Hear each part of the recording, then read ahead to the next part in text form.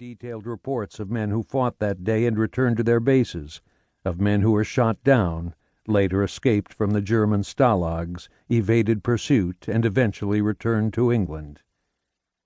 I have gone through the final reports of the headquarters of the 8th Air Force and of its combat arms, the 8th Bomber Command and the 8th Fighter Command.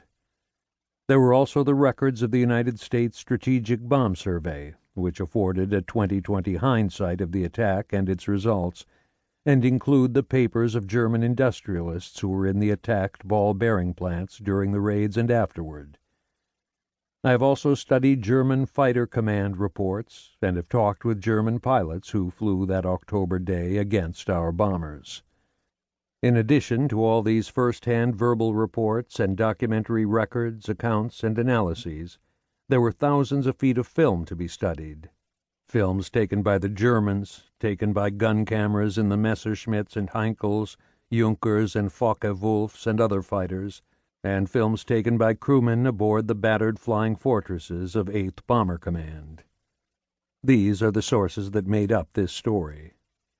When the manuscript was completed, it was read by the Historical Division and the Security Review Branch of the United States Air Force, by Colonel Peasley, who led the mission, and by others who flew Mission 115, and in so doing contributed to a brilliant accomplishment in the history of our combat in the air.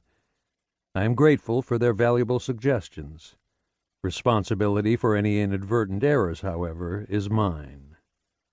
What you hear in Black Thursday is a compilation of all this material, and has been derived from the sources described above, except where other sources are specifically identified in the text. This does not, of course, tell of all of the many contributors to this book. Lieutenant Colonel Garrison, for example, as we cruised high above the earth in a bomber, would describe some of the things that happened that day 17 years ago. I had hoped to be able to weave into this story of Mission 115, in detailed incidents, and with his name, more of the story of my good friend Keith Garrison. Much of the combat material in Black Thursday comes from men such as Keith. While I was preparing my notes for this book, I received a letter from Keith Garrison, telling me of the material he was preparing for my use.